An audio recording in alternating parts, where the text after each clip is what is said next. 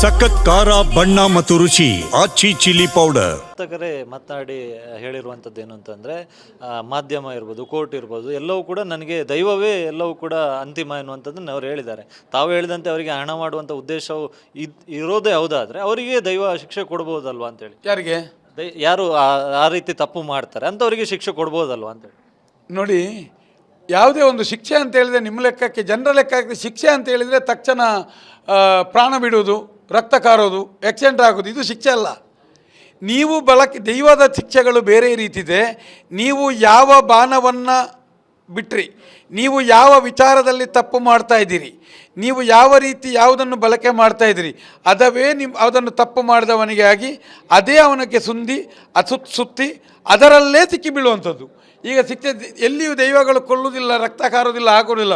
ನೀವು ಅಲ್ಲಿ ದೈವದಲ್ಲಿ ಪ್ರೀತಿಯೂ ಇದೆ, ಭೀತಿಯೂ ಇದೆ.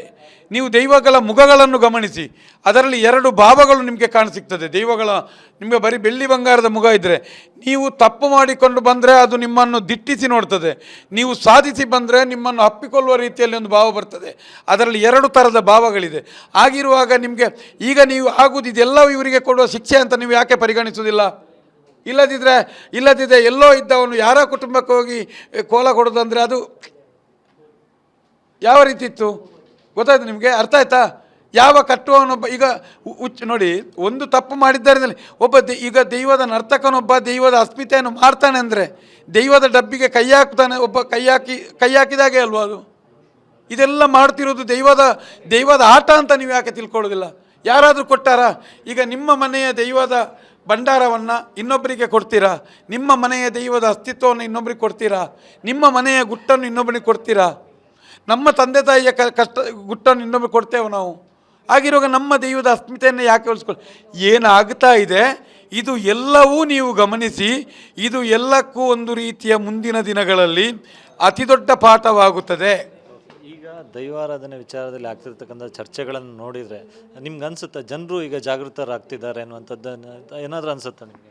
ಈಗ ಒಂದು ರೀತಿಯಲ್ಲಿ ಇದ್ದದ್ದು ಈಗ ಒಂದು ಬೇರೆ ಒಂದು ದಿಕ್ಕನ್ನು ಪಡಿತಾ ಇದೆ. ಭಕ್ತರೊಳಗೆ, ದೈವ ಆರಾಧಕರೊಳಗಡೆ ಒಂದು ರೀತಿಯ ಚರ್ಚೆಗಳು ಆರಂಭ ಆಗಿದೆ. ಈಗ ಆಗಬೇಕಾದದ್ದು ಚರ್ಚೆ. ಒಂದು ದಿನ ಇದಕ್ಕೊಂದು ಟ್ರೈನಿಂಗ್ ಮಾಡಿ ಒಬ್ಬ ವ್ಯಕ್ತಿಯನ್ನು ನೇಮಿಸಿ ಮಾಡುವಂಥದ್ದಲ್ಲ. ಪ್ರತಿಯೊಂದೊಬ್ಬರಲ್ಲೂ ಅದಕ್ಕಾಗಿಯೇ ತುಳುನಾಡನ್ನು ಹಿರಿಯರೊಂದು ಮಾತನ್ನು ಹೇಳ್ತಿದ್ರು. ತುಳುನಾಡಿನ ಪ್ರತಿಯೊಂದು ಮನೆಯೂ ದಿನ ಇದ್ದಾಗೆ, ಪ್ರತಿಯೊಬ್ಬ ವ್ಯಕ್ತಿಯು ಒಂದೊಂದು ಗ್ರಂಥಗಳಿದ್ದಾಗೆ ಅಂತ. ಯಾಕಂತ ಹೇಳಿದರೆ ಅಂದರೆ ಪ್ರತಿಯೊಬ್ಬರಲ್ಲೂ ಎಲ್ಲರ ಮನೆಯಲ್ಲೂ ಜ್ಞಾನ ಇತ್ತು. ಮುಂದಿನ ದಿನಗಳಲ್ಲಿ ಈ ತಲೆಮಾರು 45 ವರ್ಷ ತಲೆಮಾರನ್ನು ಮುಗಿದೋಯ್ತು. ಆದರೆ 10-12 ವರ್ಷ ಇನ್ನು ಮುಂದಿನ ತಲೆಮಾರು ದೈವಾರಾಧನೆಯನ್ನು ಉಳಿಸ್ತದೆ, ಹಿಂದಿನ ರೀತಿಯಲ್ಲೇ ನಡೆಸ್ಕೊಂಡು ಹೋಗ್ತಾರೆ. ಈಗ ಜಾಗೃತಿ ಆಗಿದೆ. ಈಗಿನ ಕಾಂತಾರಕ್ಕೆ ಬಂದ ನಂತರ ಯಾವ ರೀತಿಯ ಜನರೊಂದಿತ್ತು, ಎರಡನೇ ಕಾಂತಾರ ಬಂದಾಗ ಏನಾಯಿತು, ಈಗ ಏನು ನಡೀತಾ ಇದೆ. ಈಗ ನೋಡಿ, ಈಗ ಬಂದು ಅರಿಕೆ ಕೊಡೋದು, ಈಗ ಇದು ತೆಗಿತಾ ಇದ್ದಾರೆ. ಈಗ ಅದರಲ್ಲಿ ಪ್ರಚಾರ ಆಗೋದು ಇದರಲ್ಲಿ. ಇಲ್ಲದಿದ್ದರೆ ಯಾಕೆ ಒಂದು ಅರಿಕೆ ನಾಮ ಕೊಡುವಾಗ 3 ಕ್ಲೋಸಪ್ಪಲ್ಲಿ ಕ್ಯಾಮರಾ ತೆಗೆದು ಅದನ್ನು ಯೂಟ್ಯೂಬಲ್ಲಿ ಹಾಕೋದು, ಇದಕ್ಕೆ ಯಾಕೆ ಹಾಕಬೇಕು? ಅರಿಕೆ ಕೊಡಬೇಕಿತ್ತು, ಅದನ್ನು ನೋಡಿ ನಾವು ಮಾತಾಡಿದ್ದು ತಪ್ಪ. ಒಂದು ವೇಳೆ ಅದು ಸರಿ ಅಂತ ಹೇಳಿದರೆ ಇದೇ ದೈವಾರಾಧನೆ, ಇದೇ ಸತ್ಯ ಅಂತ ಮೂರನೇ ವ್ಯಕ್ತಿ ತಿಳ್ಕೊಂಡ್ರೆ ಇದೇ ಅಲ್ಲಿ ಮತ್ತೆ ಹಾಳಾಗುವುದಲ್ವಾ? ಅದರ ಒಂದು ನಿಯಮ ಇದೆ, ಆ ನಿಯಮ ಉಲ್ಲಂಘನೆ ಆಗಿದೆ. ಎಲ್ಲೋ ಒಬ್ಬ ದೂರದಿಂದ ಕೂತು ನಾಳೆ ನಿಮ್ಮ ಮನೆಯಲ್ಲಿ ನೇಮ ನೋಡ, ಅದು ಅರಿಕೆ ಹಾಕೊಳ್ಳೋದು, ಈ ವಿಡಿಯೋ ಹಾಕು, ಆ ವಿಡಿಯೋದ ರೆಫರೆನ್ಸಿನ ಮೇಲೆ ನೀವು ಮಾಡಿದ. ಈಗಾಗಲೇ 1980 ಚೀಟಿ ತಂದಿದ್ದಾರೆ ರೆಫರೆನ್ಸ್. ದೈವಾರಾಧನೆಗೆ ಯಾರು ಚೀಟಿ ತರೋದಿಲ್ಲ, ಚೀಟಿ ವ್ಯವಹಾರ ಇಲ್ಲ ಇಲ್ಲಿ. ಈಗ ಕೊನೆಯದಾಗಿ ತಮ್ಮ ಮೇಲೆ ಮಾಡಿರ್ತಕ್ಕಂಥ ಆರೋಪಗಳೆಲ್ಲ ಸುಳ್ಳು ಅನ್ನುವಂಥದ್ದನ್ನು ಹೇಳಿದ್ದೀರಿ. ಸೊ ಇದರ ವಿರುದ್ಧ ತಾವು ಮಾನನಷ್ಟ ಮೊಕದ್ದಮೆ ಹಾಕ್ತೀರಾ ಅಥವಾ ದೈವಕ್ಕೆ ಏನಾದರೂ ಬಿಡ್ತೀರಾ ಅಂತ? ಇಲ್ಲ, ನಾವು ನೋಡಿ ಏನಂತ ಹೇಳಿದರೆ, ನೋಡಿ ಈಗ ನಮ್ಮ ಮೇಲೆ ಹಾಕಿದ ಆರೋಪಕ್ಕೆ ಯಾಕಂತ ಹೇಳಿದ್ರೆ ಇದನ್ನು ಖಂಡಿತ ನಮಗೆ ಮಾನನಷ್ಟ ಎಲ್ಲ ಹಾಕ್ಬೋದು. ಇದು ದೈವಾರಾಧನೆ. ನನಗೆ ಈಗ ಕಲ್ಕೊಂಡವರು, ಈಗ ರವಿಪ್ರಸನ್ನರು ಇರ್ಬೋದು, ಅಲ್ಲ ಮತ್ತೊಬ್ಬರು ಇರ್ಬೋದು, ನನಗೆ ನಾಳೆ ಮತ್ತೆ ಅವರಲ್ಲಿ ನಾವು ಫ್ರೆಂಡ್ಶಿಪ್ ಮಾಡ್ತೇವೆ. ನಮ್ಗೆ ಏನು ಗೊತ್ತಾ ನಿಮಗೆ, ಈಗ ನಮಗೆ ಹಾಕುವಂಥವರೆಲ್ಲ ಏನಂತ ಹೇಳಿದರೆ ಒಂಥರ ತೇಜೋವಾದ ಮಾಡ್ತಾರೆ. ಅದು ಖುಷಿ ಇರಲಿ ಅಂತೇಳಿ. ಯಾಕಂತ ಹೇಳಿದೆ ಎಲ್ಲವೂ ದೈವದ ನೋಡ್ಕೊಳ್ಳೋದು ಬೇಡ. ಅದು ದೈವವನ್ನು ನಾವು ನಮ್ಮ ಭದ್ರಕೋಟೆಯಾಗಿ ತಿಳ್ಕೊಳ್ಳೋದಿಲ್ಲ. ನನ್ನ ಸಿತ್ತಿನ ಭಾಗವಾಗಿ ದೈವವನ್ನು ತಿಳ್ಕೊಳ್ತೇವೆ. ನನ್ನನ್ನು ಬದಲಾಯಿಸಿದ್ಯಲ್ಲ ನೀವು ಈಗ ಏನೇ ಆಗಲಿ ಹೇಳ್ಕೊಳ್ತೀರ, ಹೌದಾ? ಆದರೆ ನನಗೆ ದೈವದ ಮೇಲೆ ಕೃತಜ್ಞತೆ. ನನ್ನನ್ನು ಬದಲಾಯಿಸಿದ್ಯಲ್ಲ, ನನಗೆ ಏನೋ ಒಂದು ನಿಮ್ಮೆದುರು ನಿಲ್ತು ಮಾತಾಡೋ ಯೋಗ ಕೊಟ್ಟಿಯಲ್ಲ, ಆ ತೃಪ್ತಿಯಲ್ಲಿ ನಾನಿದ್ದೇನೆ. ಯಾಕಂತ ಹೇಳಿದರೆ ಅದು ಪುರಂದರದಾಸರು ಒಂದು ಮಾತು ಹೇಳಿದರು, ನಿಮಗೆ ವೈರಿಯ ಹೆಸರನ್ನು ಮಗುವಿಗೆ ಇಡಬೇಕು ಅಂತ. ಅವನ ಹೆಸರು ಕರೀತಾ ಮಗುವಿಗೆ ನಮ್ಮ ಇದಾಗ್ತದೆ ಅಂತೇಳಿ.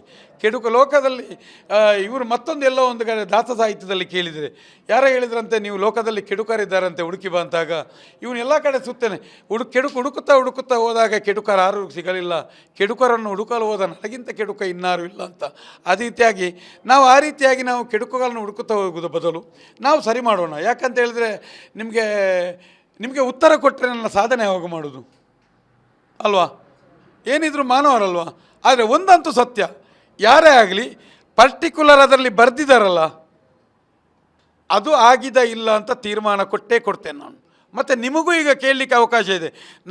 ನಮ್ಮ ಬಗ್ಗೆ ಅಪವಾದ ಮಾಡಿದ, ಟ್ರೋಲ್ ಮಾಡಿದ ಪಾಯಿಂಟ್ಗಳು ನಿಮಗೆ ನೆನಪಿದ್ದರೆ ನಿಮಗೆ ಈಗಲೂ ಕೇಳಬಹುದು, ನಾನು ಅದಕ್ಕೆ ಸಮಜಾಯಿಸಿಕೊಡ್ತೇನೆ.